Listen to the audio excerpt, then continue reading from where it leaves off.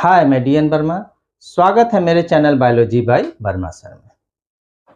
आज मैं मुख्य सिलेबस से हटकर बायोलॉजी के एक विशेष घटना, विशेष टेक्निक के बारे में बताने जा रहा हूं, जो है सुपर बेबी या 3 पेरेंट बेबी। तो यूके के इंग्लैंड में यानी यूके में दुनिया का सबसे पहला सुपर बेबी ने जन्म लिया। तो क्या आप जानना चाहेंगे सुपर बेबी क्या है और इसका क्या खासियत है और ये टेक्निक कैसे इस्तेमाल हुआ है, किस तरह से सुपर बेबी को जो है पैदा किया गया है, सुपर बेबी के अंदर क्या खासियत है, तो इसको हम लोग जानेंगे। लेकिन इससे पहले हम बता दें आपको कि सामान्य रूप से जो है 9th-10th के बच्चे जो होंगे वो पढ़े होंगे कि प्रजनन जो है, जो सेक्सुअल रिप्रोडक्शन है, लैंगिक जनन है, इसमें 2 पेरेंट की आवश्यकता पड़ती है, एक मेल पेरेंट और एक फीमेल पेरेंट। तो ह्यूमन में जो सेक्सुअल रिप्रोडक्शन हो रहा है, एक फादर और एक मदर की आवश्यकता है चाइल्ड को उत्पन्न करने के लिए। तो 2 पेरेंट से संतान उत्पन्न हो रहे हैं। लेकिन सुपर बेबी जो है वो 3 पेरेंट बेबी है, यानी 3 पेरेंट की आवश्यकता पड़ेगी, एक फादर और 2 मदर की आवश्यकता पड़ेगी। लेकिन क्रोमोसोम नंबर 46 ही रहेगा, एक फादर 2 मदर, लेकिन क्रोमोसोम नंबर 46 ही रहेगा।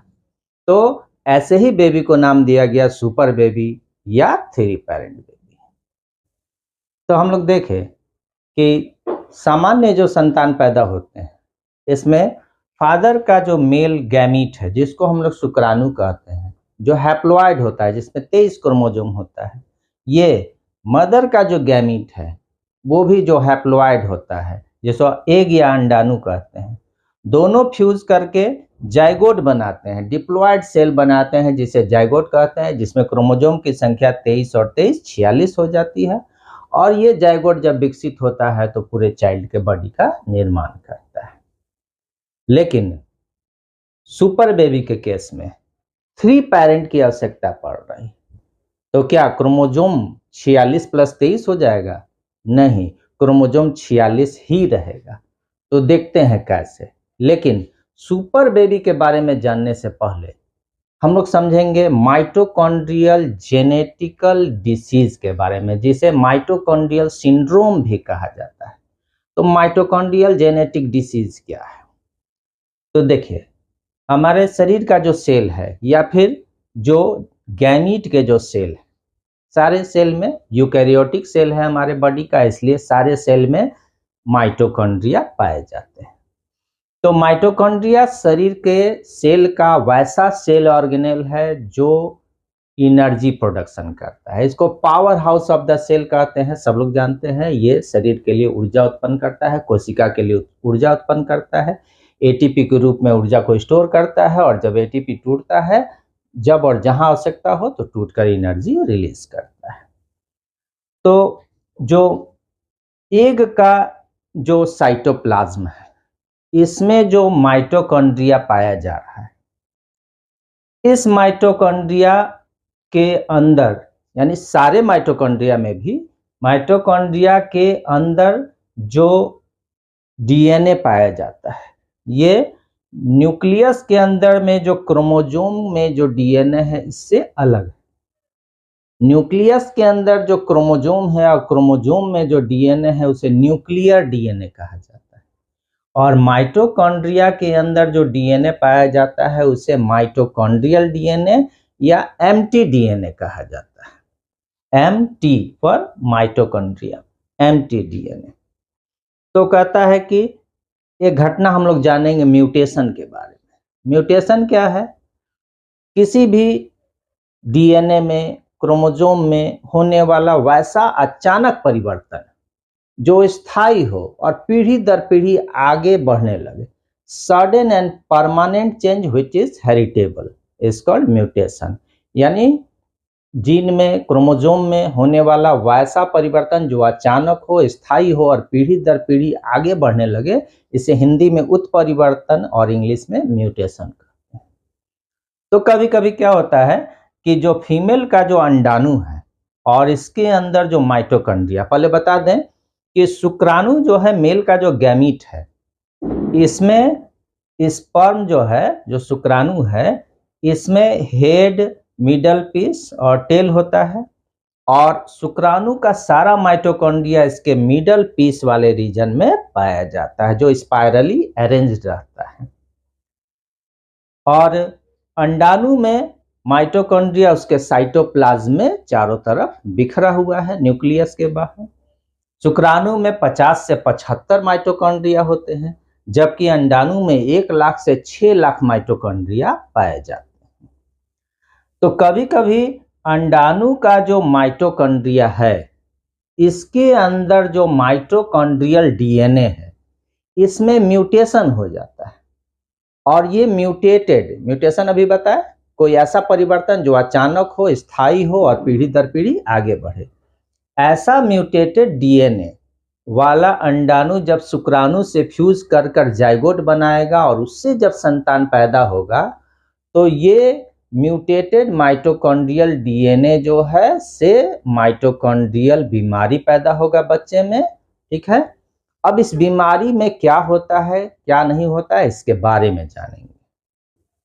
तो हम लोग जाने कि माइटोकॉन्ड्रियल सिंड्रोम या माइटोकॉन्ड्रियल डिसीज जो है होता कैसे है।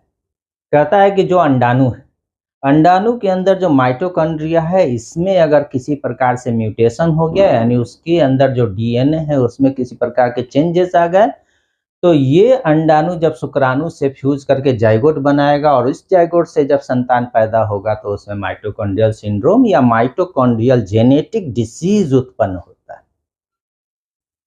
क्योंकि माइटोकॉन्ड्रिया का काम है एनर्जी का जनरेशन करना, और चूंकि म्यूटेटेड डीएनए है तो माइटोकॉन्ड्रिया जितना मात्रा में एनर्जी उत्पन्न करना चाहिए उतना एनर्जी उत्पन्न नहीं कर पाता है, बहुत कम एनर्जी, कम एटीपी का निर्माण करता है और ये दूसरा रास्ता अपना लेता है जो है रेस्पिरेशन का, जिसको लैक्टिक एसिड फर्मेंटेशन कहा जाता है। तो हम लोग जानेंगे कि माइटोकॉन्ड्रिया जो है वो सेलुलर रेस्पिरेशन का साइट है, यहाँ कोशिकीय श्वसन होता है और कोशिकीय श्वसन का 2 फेज है, glycolysis and Krebs cycle. Glycolysis की प्रक्रिया कोशिका द्रव्य में होती है, ठीक है, और क्रेब साइकिल माइटोकॉन्ड्रिया के अंदर होता है। ग्लाइकोलाइसिस की प्रक्रिया में 2 डायरेक्ट एटीपी बनते हैं और माइटोकॉन्ड्रिया में 2 डायरेक्ट जो है जीटीपी बनते हैं जो एटीपी में बदल जाते हैं, यानी कुल 4 एटीपी जो है डायरेक्ट रूप से बनते हैं और बाकी जो है 34 एटीपी जो है वो कहाँ बनते हैं, तो माइटोकॉन्ड्रिया के क्रिस्टी पर पाया जाने वाला जो ऑक्सीजोम है इसके अंदर जो है बाकी जो है 34 एटीपी का निर्माण होता है।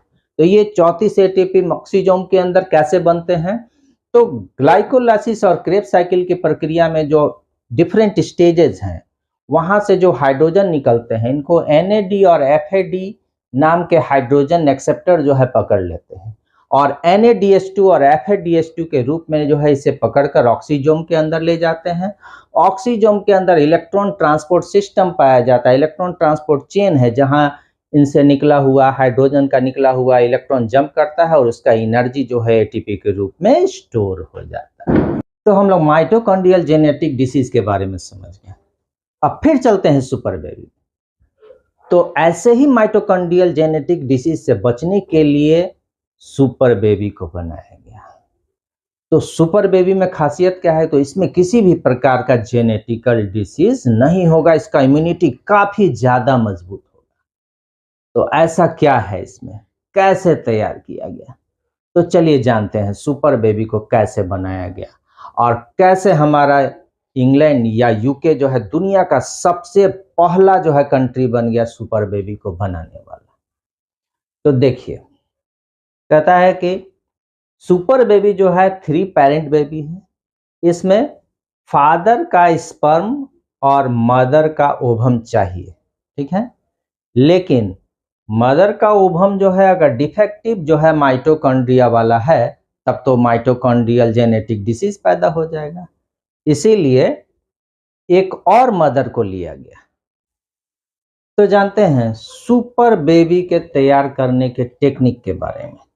सुपर बेबी को जिस टेक्निक से तैयार किया जाता है उसे कहा जाता है MRT और MDT, माइटोकॉन्ड्रियल रिप्लेसमेंट ट्रीटमेंट और माइटोकॉन्ड्रियल डोनेशन ट्रीटमेंट। तो देखिए कैसे काम करता है। तो जो कपल है, फादर और मदर, जो कपल है जो संतान पैदा करना चाह रहे हैं डिसीज फ्री, जिसमें कोई जेनेटिकल डिसीज नहीं हो, तो ऐसे जो है मदर का जो है अंडाणु जो एग है, ठीक है, इसको ले लिया जाता है।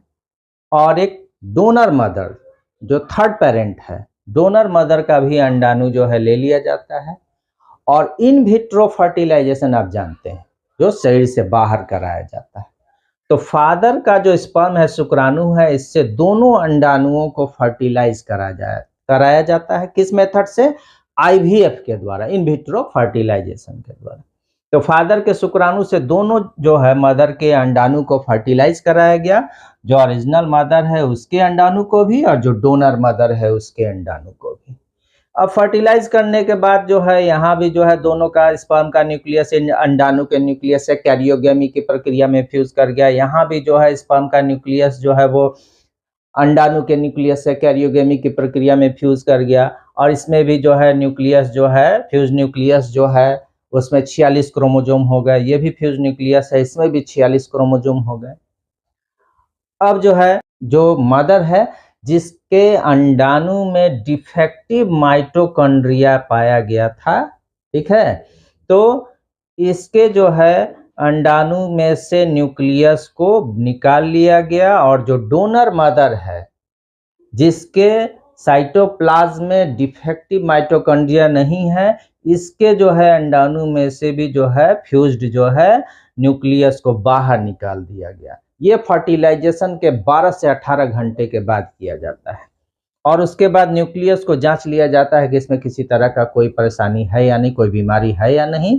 तब जो है जो ओरिजिनल फादर और मदर का जो है जो न्यूक्लियस जो है जो फ्यूज किया था, जिसको बाहर निकाल चुके हैं, इस न्यूक्लियस को मदर का जो है जो सेल है जिसमें से न्यूक्लियस को निकाला जा चुका है, उस सेल में इसको डाल दिया जाता है। यानी अब जो जाइगोट बना, इसमें जो डोनर मदर है उसका साइटोप्लाज्म और उसका माइटोकॉन्ड्रिया है जिसमें किसी प्रकार का डिफेक्ट नहीं है, किसी प्रकार का म्यूटेशन नहीं है। और उसके अंदर जो फ्यूज्ड न्यूक्लियस है मदर फादर का, वो ओरिजिनल फादर और ओरिजिनल मदर का है। अब ये जो जाइगोट है इसको जो मदर है इसके यूटेरस में जो है इम्प्लांट कर दिया जाता है, जिससे कि बच्चा जो है का डेवलपमेंट चालू हो जाता है। और ये मदर एक ऐसे संतान को जन्म देती है जो कि 3 पेरेंट का बेबी है और इसमें भविष्य में किसी प्रकार का जेनेटिकल जो है डिसऑर्डर नहीं होगा, बिल्कुल इम्यून सिस्टम काफी मजबूत होगा। अब आप में से बहुत लोग कह सकते हैं कि दूसरे जो है फीमेल के यानी डोनर जो है मदर के माइटोकॉन्ड्रिया, स्वस्थ माइटोकॉन्ड्रिया वाले सेल को ही क्यों नहीं लिया गया, फादर का माइटोकॉन्ड्रिया क्यों नहीं इस्तेमाल हुआ, स्पर्म में जो माइटोकॉन्ड्रिया था वो इस्तेमाल हो सकता था। तो हम जानते हैं, पहले ही मैं बताया हूँ वीडियो में, कि स्पर्म में मात्र 50 से 75 माइटोकॉन्ड्रिया ही पाए जाते हैं, जबकि अंडाणु में हजारों की संख्या में, मतलब 1 लाख से 6 लाख माइटोकॉन्ड्रिया ह्यूमन एग में पाया जाता है। स्पर्म का साइज जो है से एक का साइज काफ़ी बड़ा होता है। स्पर्म का साइज 4 माइक्रोन, एक का साइज जो है 100 माइक्रोन लार्जेस्ट सेल है फीमेल के बॉडी का, और ये जो है स्मॉलेस्ट सेल है ह्यूमन मेल के बॉडी का। तो इसमें जो है माइटोकॉन्ड्रिया मिडल पीस वाले रीजन में पाया जाता है।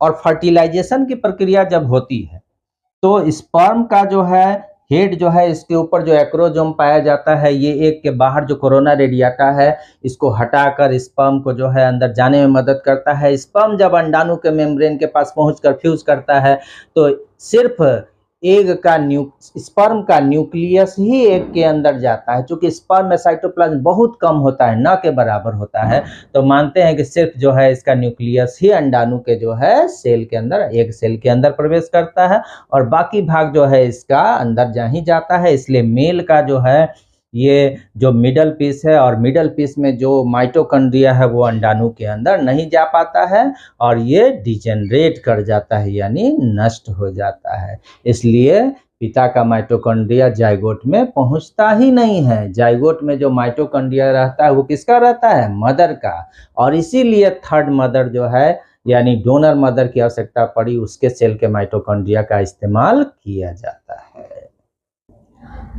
अब देखिए, ऐसे जो है जो 3 पेरेंट से डेवलप जो है जाइगोट जो है, इसको जो हम लोग यूटेरस में डालेंगे तो कुछ समस्या भी तो उत्पन्न हो सकता है।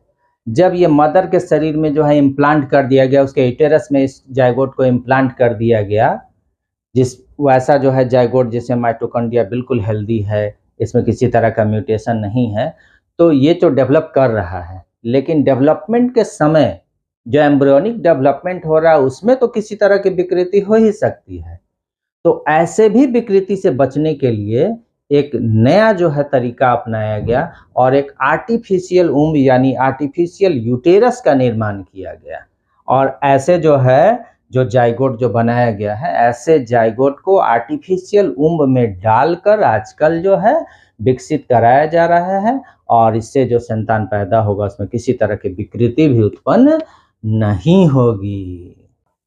तो हम लोग देखें कि ये जो यूके में, यूनाइटेड किंगडम में जो सुपर बेबी को तैयार किया गया, दुनिया का पहला सुपर बेबी जो तैयार किया गया, क्यों तैयार किया गया, ठीक है, इसके पीछे क्या कारण था, किस बीमारी से बचने के लिए क्या टेक्निक अपनाया गया, तो और इससे क्या फायदा हुआ। तो अगर आपको मेरा वीडियो इन्फॉर्मेटिव लगा हो तो मेरे चैनल को लाइक कीजिए, मेरे चैनल को शेयर कीजिए, सब्सक्राइब कीजिए और हाँ, बेल बटन दबाना ना भूलिए ताकि आपको अगले वीडियो का इंफॉर्मेशन मिलता रहे। धन्यवाद।